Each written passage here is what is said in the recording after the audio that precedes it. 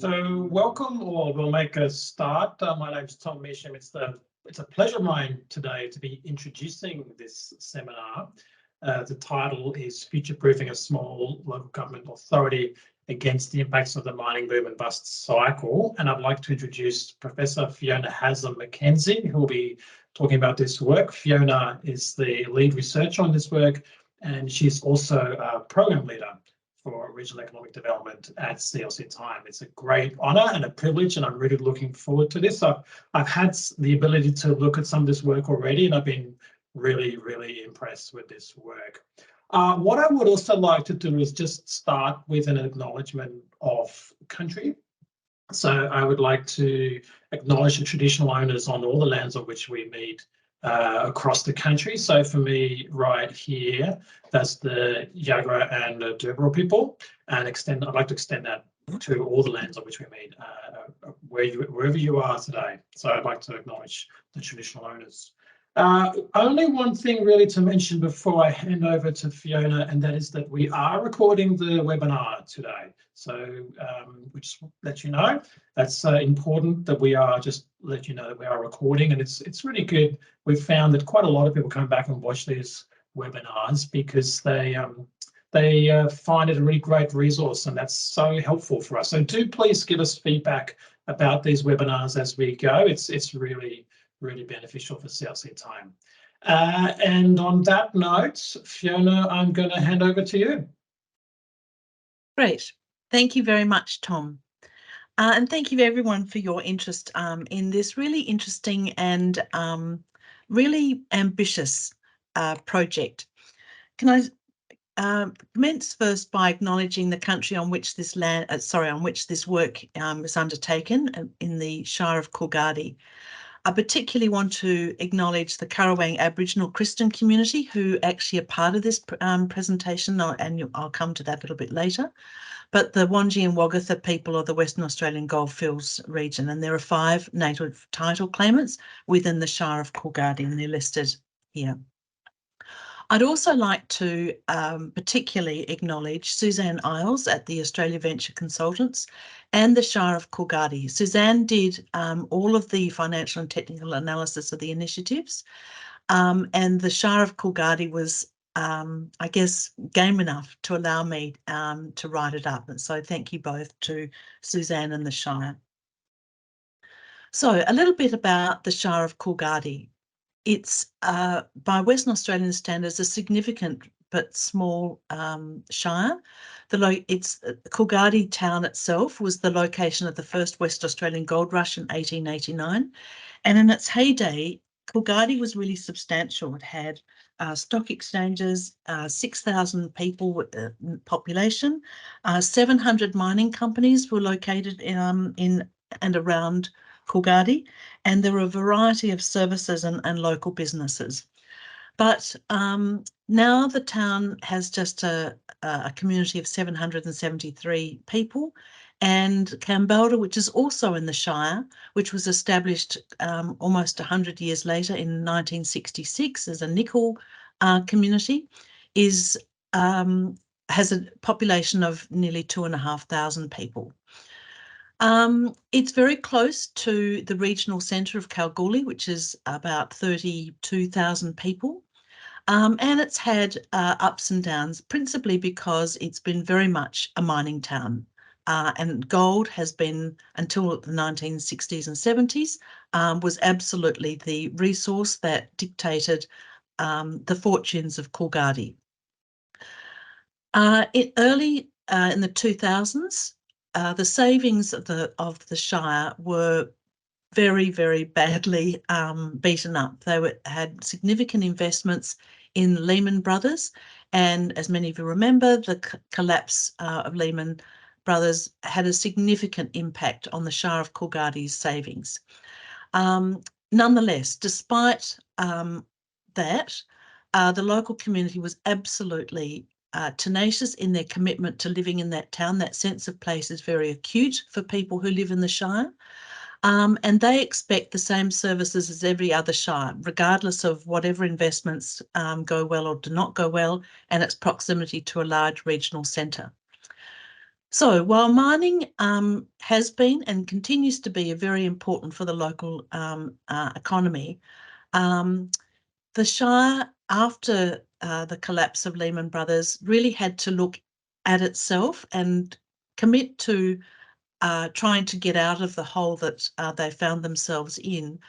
And through really quite ambitious leadership from the Shire, from the councillors, and also from its operational staff, it undertook a commitment to try and future-proof itself.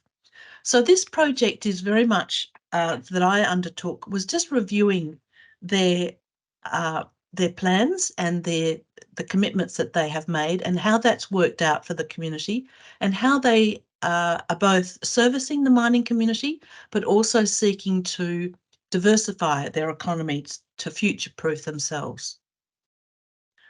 So there are some additional issues for the Shire. It is very close, as I mentioned, to the regional centre of Kalgoorlie-Boulder.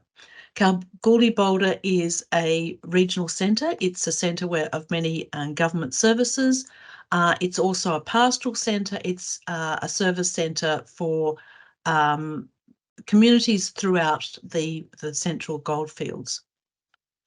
It also has some issues because the towns are small and it's very easy for many of the services to come directly from Perth or fly over from and into Kalgoorlie. In the financial year of 2018, the Commonwealth receipts to local government authorities is about 81.4% of public revenues. And while state and local governments collect 15.45% or 3.4% respectively, it means that local governments have been very much dependent on government grants. However, the fiscal equalisation policy of the Australian governments requires that any local government that is, I guess, earning through their own source revenue monies over and above other comparable population sites means that they really compromise their ability to access public funds. So the initiatives that have been taken by the Shire of Kalgoorlie really have been about trying to stand up on their own 2 feet and trying to, I guess, be less dependent on other sources of income over which they have no control. So the Shire of Kalgoorlie has very much taken own source revenue and to provide themselves some autonomy. And these are some of the projects that they have pursued. Before I move to that, I should also mention that the Shire of Kalgoorlie has, as I mentioned before, has been very active in their participation in this project. They've allowed me to interview Shire councillors and senior management. Interviews have also been undertaken with some local businesses and site visits, but as I mentioned before, Suzanne Isles from the Australia Venture Consultants did all of the grunt work. So for that, I'm very grateful. So the first solution to the problem was transit worker accommodation, which almost seems counterintuitive. But other larger towns, most particularly Kalgoorlie, has worked very hard to try and limit transit worker accommodation in their shire. And the other communities throughout Western Australia have done the same. But the Shire of Kalgoorlie could see that there was a housing shortage and most particularly a transit worker accommodation shortage in the goldfields, and that there were new mines being developed in the goldfields. So they could see that there was an opportunity if they had service land, which fortunately they did have their own land that was at a developable status. And a corner of the Shire is actually very close to the city of Kalgoorlie-Boulder. So the Shire of Kalgoorlie went to mining companies and suggested that perhaps they could assist with the accommodation shortage by developing accommodation on their own land. Initially, I think it's safe to say that the banks probably thought they were a bit crazy given that they had had this awful financial situation just a few years before. And I suspect that I got a sense that some of the mining companies thought this is probably not the sort of thing that the Shire could successfully project manage and deliver. Nonetheless, the Shire did indeed build transit worker accommodation, and very quickly mining companies could see that this was an opportunity that should not be passed up, and they actually committed to a forward arrangement in terms of rent arrangement. Subsequently, accommodation has been built quite close to the town, and it's been a very considered project because it means that the local IGA is being patronised, the local pub is being patronised, and as the CEO of the Shire of Kalgoorlie says, that there has never been a problem in terms of some of the reported in other places antisocial behaviour, because all he has to do is call up the manager of a mine site or whoever's whichever company is patronising the transit worker accommodation, and very quickly any antisocial behaviour is nipped in the bud. So the transit worker accommodation was completed. They actually completed more rooms than was initially planned for because the 5-year upfront contract commitment from the mining companies. So a very successful project. Secondly was the Capra Airport, and like so many mining communities, when there has been a mine and a mining company and they move out of town or they close the mine or on-sell it, they are very keen to get rid of assets. And this was the case with Capra Airport, which in 2000 was gifted to the Shire of Kalgoorlie, the Shire of Kalgoorlie, as Western Mining moved out of town. They also gifted a relatively small amount of money to assist with aged care, but of course that didn't go very far for very long. And the Capra Airport was almost unusable because it was quickly non-compliant. So it actually became a liability for the Shire. However, after the success of the transit worker accommodation project that finished in 2022, the Shire then went back to the bank, which wasn't quite so cautious this time, and suggested that they might renovate and extend the Capra Airport and make it compliant, suitable for jets able to fly in, fly out, and quickly get not only services to the town, but more particularly provide opportunities for private jets, sponsored jets by mining companies to land in and out of Capra, significantly shortening access times to mine sites. And I'll talk about the ESG reporting and the employee fatigue management, which was a significant benefit for mining companies a little bit later. It also increased servicing from Royal Flying Doctor Service and other medical services, and it also enabled episodic business flights, which has been a significant benefit for the local community. The third project that the Shire undertook was a Class 3 waste facility. And this is probably, in terms of diversifying their economic,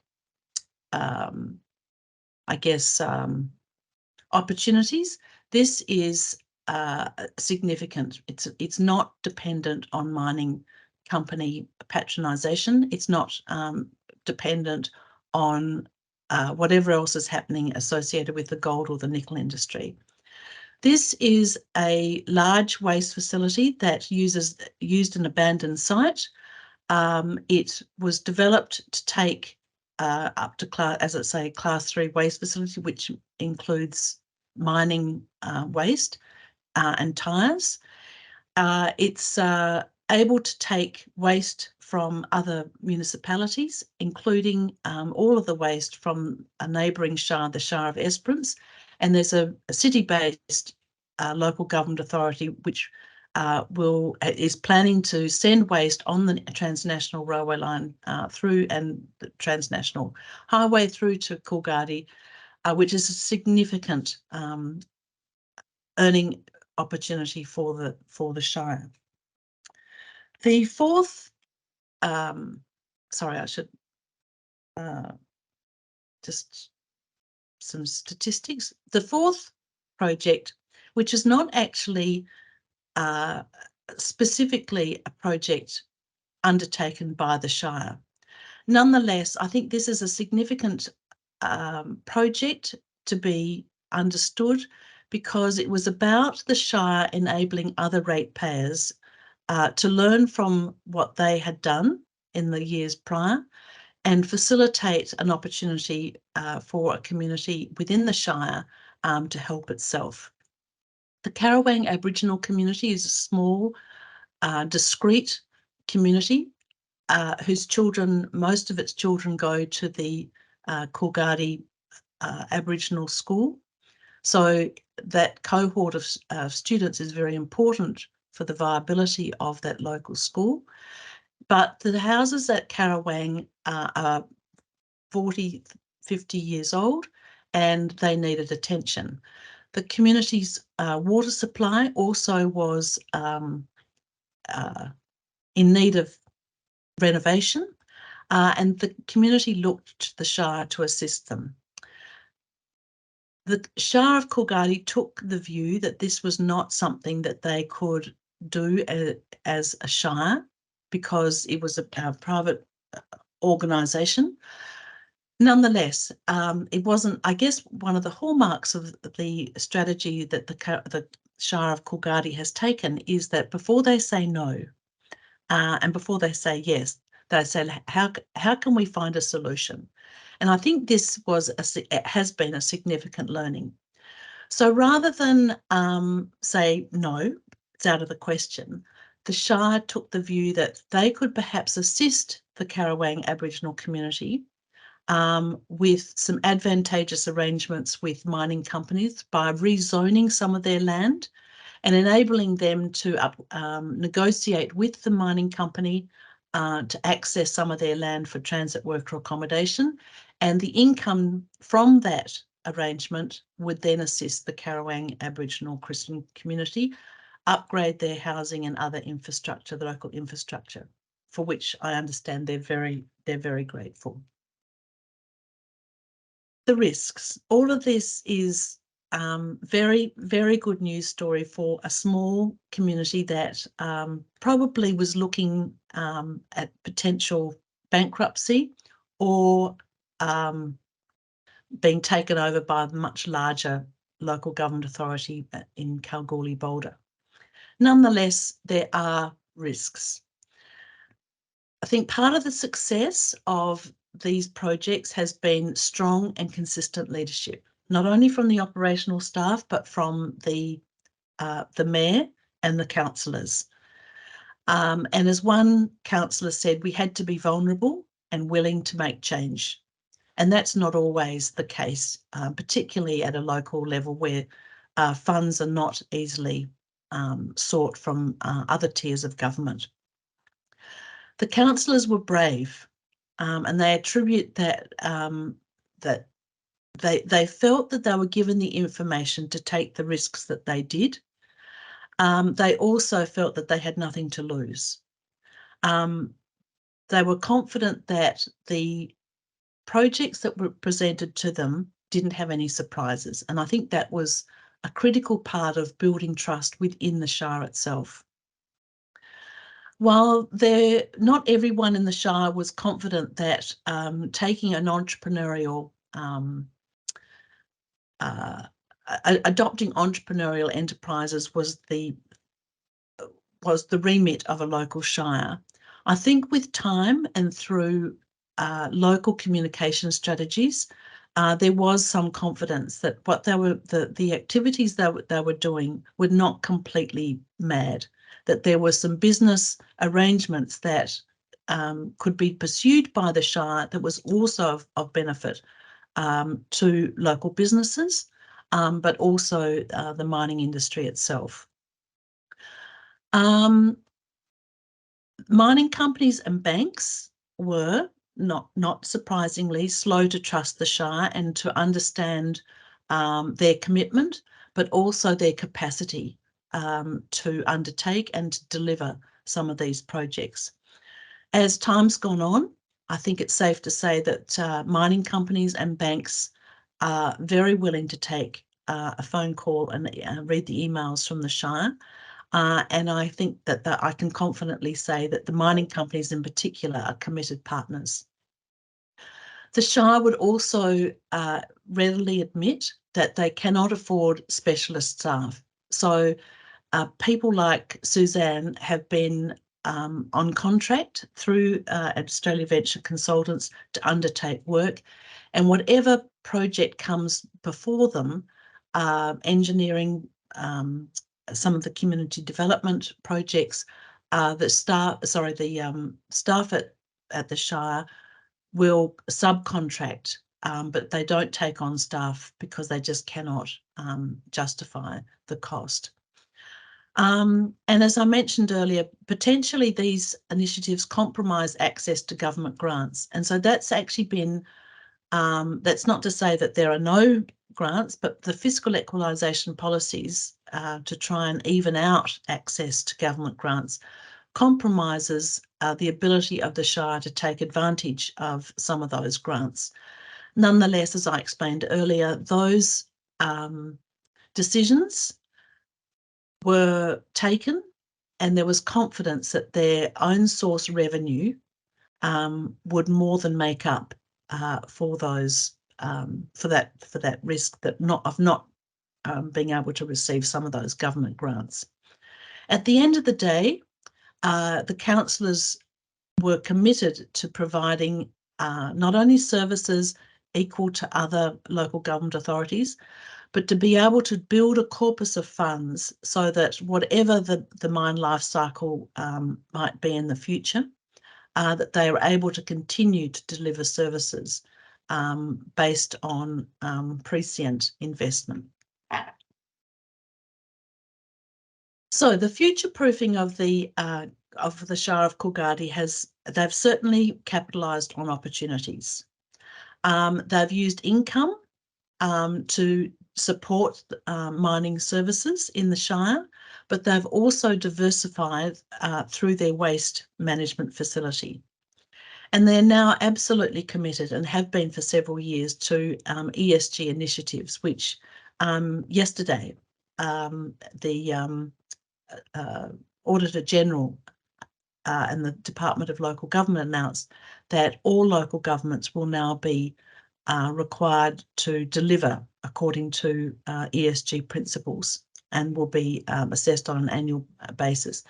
The Shire of Kalgoorlie is well and truly ahead on this. This has been a part of their planning for more than 2 years, and they're generating sustainable local growth and planning for the future based on ESG principles that enhance their community wellbeing and livability, but also maintain social and environmental commitments through their ESG planning. And again, Suzanne has assisted them with that, and we are currently writing up a paper. So that's their projects in a nutshell. But I think it's really important, particularly as small local governments in the Gascoyne and the Midwest are encountering some of the frustrations of very large organisations, mining organisations, and not feeling as though they have some control over their destiny. And I think the Shire of Kalgoorlie has demonstrated that it's not only thinking about, I guess, that the here and now and how they can make money from the Shire. They're building that corpus and thinking about other strategies beyond mining and beyond the current good times, building a corpus for those times when perhaps the Shire of Kalgoorlie is not able to take advantage of some of those opportunities through a developing mining new minerals. Sorry, it's gone out of my head. Some of the the new lithium and other precious metals that are coming on stream. So I'll leave it there and I'll be open to questions. Thank you.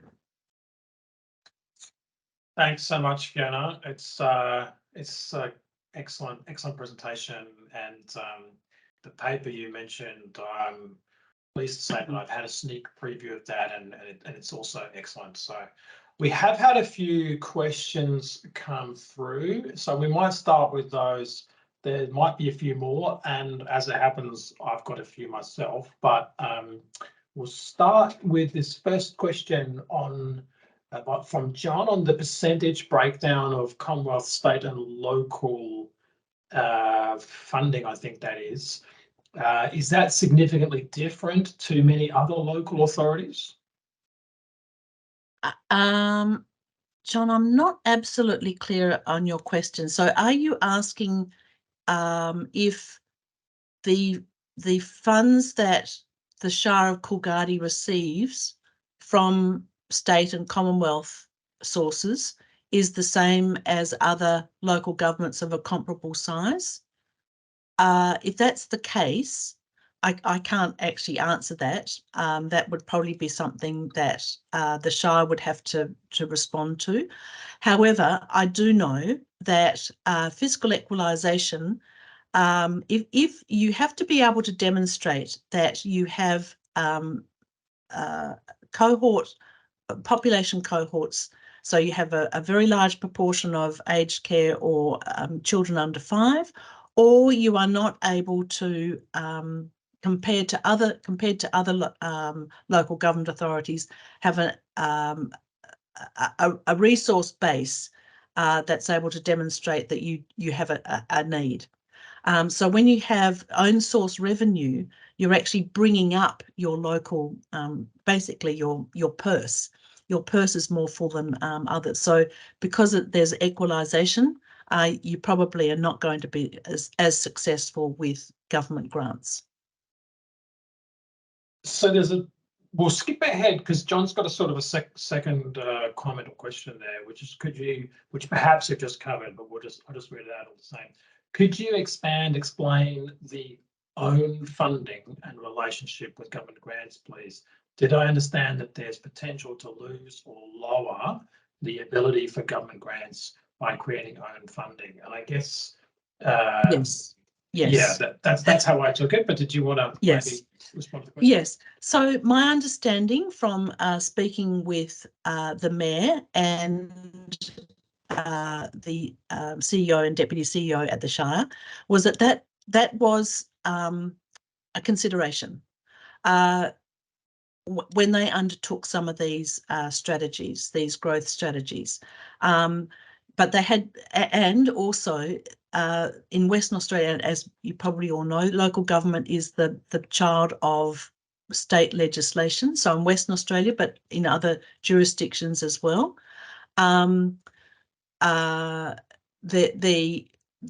The ability to have own source revenue is actually quite difficult. You actually have to go through a lot of hoops because local government doesn't have a strong reputation for being entrepreneurial. So it was all of these things that had to be balanced up. But I think the Shire of Kalgoorlie took the view that there were some entrepreneurial opportunities once they'd convinced the bank to, I guess, partner with them, and that they were able to deliver that first big project, that was the transit worker accommodation. Then they could see that there were some other benefits from own source revenue that probably outweighed the risk of losing some of the opportunities associated with grants. And Fiona, forgive me if I missed this or I got it wrong, or if you've sort of said it 3 times already, but I know that some people did join a little bit late. I think if I remember correctly from the paper that you wrote, that accommodation is not for mines within their local government area or immediately adjacent to the town. It's for other mines, isn't it? So Yes. So the city of Kalgoorlie was very adamant in the Senate inquiry, and I think it was 2014, into FIFO, that they were not encouraging it, and other local governments all around Western Australia and actually Australia don't encourage FIFO. They would like FIFO. They would like residential workforce, just as was the case 30 and 40 years ago. Now, in this case, the Shire had land, and it was serviced land, which means that they had sewerage, electricity, water, and it's in relatively close to other local government areas where there was mining. And throughout Western Australia, regional Western Australia, well, everywhere, housing and accommodation is very short supply. So this was, I guess, it kind of went against the principles of residential workforce. Nonetheless, where the transit worker accommodation is located means that there is a mess, but there is also accessible IGA, the local pub, and a whole range of other businesses in town that can service that transit worker accommodation. So again, it was a risk, but it was weighing up the opportunities, and they decided that this was something that was worth pursuing. And as it's turned out, it's been a very good investment by the bank. Thanks for that. And what I'll do is I'll just go back to read out a comment. That's a comment from Fran Ackerman. Love the virtuous cycle, success, building on developing project management skills, funding, availability, etc. And this one has had a few thumbs up already. So it's that comment is resonating with quite a few people. Would you like to maybe just comment on this this point around what Fran is calling the virtuous circle and the building on the development of management skills and so on? Yeah, I think Robert. I know Robert Hicks is who's the deputy CEO. He might like to comment about this, but before he does, my sense, my take on what I saw happening in the Shire was. And as one of the councillors said, we were on our knees. We had nowhere to go. We didn't want to be taken over by a bigger local government. We didn't want to go bankrupt. So they pursued one project against all odds, really. The bank must have, really thought this is such a risk. And, mining companies thought, I don't think so. This is a funny little local government authority. I don't think so. And of course, it's the little engine that could. So one successful project, I guess, spawned another, built the corpus of funds that were allocated for community services, but there was still enough left over to pursue these other opportunities. And I should also add that I know that there's another mining company that's looking at renewable energy, because they're off the grid, or they're going to take more energy than is available. So they're pursuing renewables, and they want to gift that renewable back to the Shire. And I think when it comes time for closure, which is relatively, it's a relatively short time span, a mine life, and the Shire is no longer saying, yes, please, that sounds a really good idea. The Shire is taking a very measured and again, buying in expertise on a particular project, and being very careful about what they sign up for, so that they're not lumbered with a liability, as was the case in 2000 with the Western Mining Airport. So I don't know whether it's possible for Robert to have Robert has he's made a comment a little bit earlier, which I'll just read out, and I think he's sort of made a couple of comments. I'll just read the one from slightly before, and that is that the WA state government is encouraging local governments to explore non-rate revenue opportunities to mitigate the impact on rate expenses to residents. And actually, he added another comment just a couple of moments ago that the Shire is working toward a microgrid to power the pool, the rec centre, and work accommodation in the village, etc. The work accommodation village. So yeah, there's a couple of comments from Robert.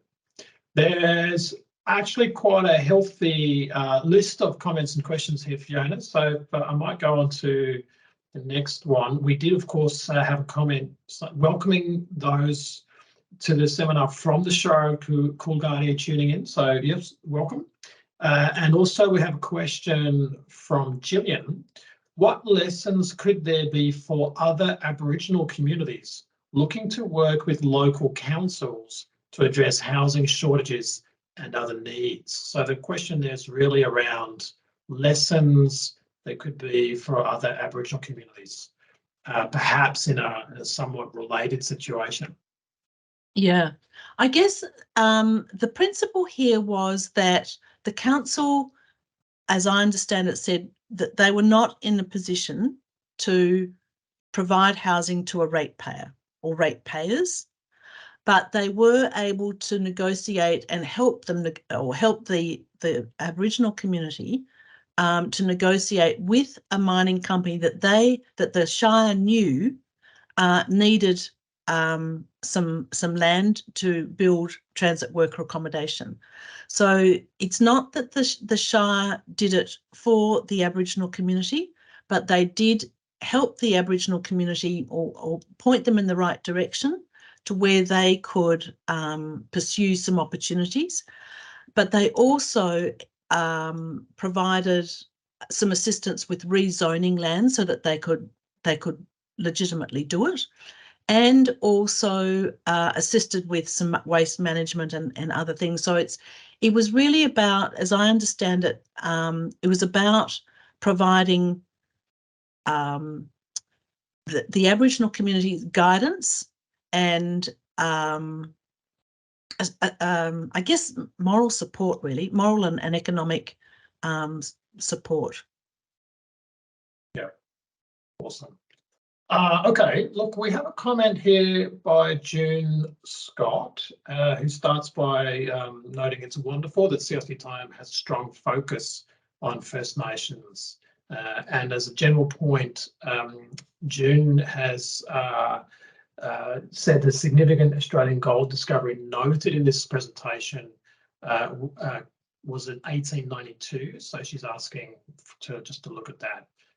But she's also sort of saying the mining heritage of Australia has a very strong place in values and diversification of economy and solutions inclusive and within the goldfields region of Australia, and looking forward to this aspect gaining greater attention, which I think is something that you have been personally doing very well, Fiona. And June finishes by saying thank you kindly for opening these presentations. So yeah, excellent to engage in these important discussions, and we thank you, June, for that comment.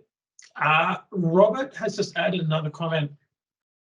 Getting the balance right between local employees and skills thereof and contract labour is critical, and I think that's a really insightful point. So thank you for that, Robert, around the balance in terms of the skills, and that the Shire did actually see itself as an enabler. So that's I have experienced this sort of some of this drive in some other parts of the country too, actually, where the Shire really shows the kind of leadership that you're talking about, Fiona. So look, that's been excellent. Really, all I was going to say on top of that, in terms of the sort of bravery and leadership and these qualities that you have highlighted, Fiona, perhaps at the more general level, which may not, I'm not restricted to the specifics of the Kalgoorlie case, but these kind of general leadership attributes that you've outlined for local government. Do you have any sort of final comments about those in other parts of the country, and some of the things that have been highlighted from this work? Yeah, well, I have. So while I've been with the Cooperative Research Centre for Transformation of Mining Economies, I've made it my business to find some good news stories, because so often it's there's the boom and bust and managing the mine life cycle, and what do we do when it all goes, can be really depressing. And I guess that's the purpose of CRC Time, is to assist and encourage and provide some opportunities for good news stories, for outcomes that are positive. And in the process of when we first started, one of the first projects that we undertook was to find some of those good news stories. Where has it worked, or where is it working? And there are some hallmarks in the Kalgoorlie story that are similar to other places where there have been successes. And one of the most outstanding, in my opinion, is the small community of Stawell in Western Victoria. And Stawell, not unlike Kalgoorlie, has a long history of gold mining, and the gold mine used to employ 4,000 people. I think in 2011 it was the highest number, and then 2014 it was expected to close. And amazingly, someone put an ad on Facebook, who wants to buy our hole, and a very big underground hole, but nonetheless a hole. And someone at a science laboratory in Italy said, yes, we're interested in your hole. So the long and the short of it is that particular community went and had a look at the science, the experiments that were being undertaken in a mountain in Italy. The experiments required very, very thick barriers from Earth's surface. So you really needed to be either inside a very big mountain, the Dolomite Ranges of northern Italy, or in a very big underground mine with basalt, 800-metre basalt barrier. And that's what Stawell presented to this science laboratory. They are undertaking experiments with regard to dark matter.